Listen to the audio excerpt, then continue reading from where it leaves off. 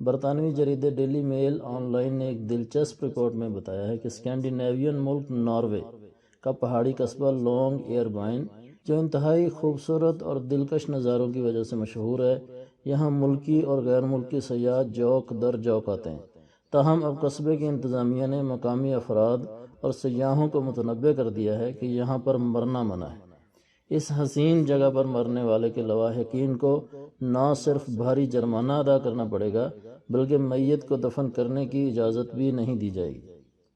Norway کے اس قصبے میں مرنے پر پابندی کا پس منظر بیان کرتے ہوئے مقامی میڈیا نے بتایا کہ شدید سردی کے سبب قصبے میں دفنائی جانے والی لاشیں کئی دہائیوں تک ڈی کمپوز رہتی ہیں، یعنی یہ گل کر خاک میں مل کر خاک نہیں ہوتی۔ گزشتہ 78 سال کا ریکارڈ بتاتا ہے کہ یہاں دفنائی جانے والی لاشیں اب تک سلامت ہیں۔ اس وجہ سے انہیں کھانے کے لیے جنگلی جانور اکثر قبرستان پر یلغار کرتے ہیں۔ کچھ عرصہ قبل جنگی جانوروں کے ایسے ہی حملے کے بعد درجنوں ادکھئی لاشیں قبروں کے باہر پائی گئی تھیں۔ یہ منظر دیکھنے والے افراد نے سرکاری حکام اور پولیس سے رابطہ کیا اور صورتحال سے آگاہ کیا۔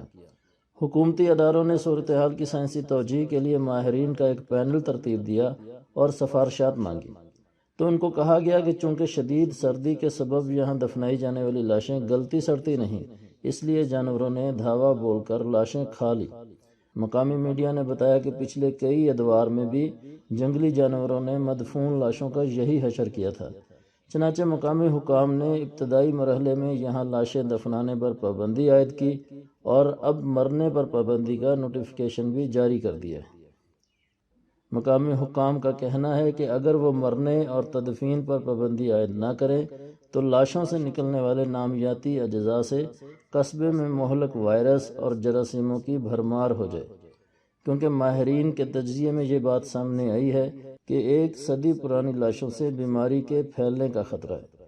مقامی انتظامیہ کا کہنا ہے کہ ان کی جانب سے قصبے کی آبادی کا سروے مسلسل کیا جاتا ہے اور بیمار اور قریب المرگ افراد کو قصبے میں رہنے کی اجازت نہیں دی جاتی۔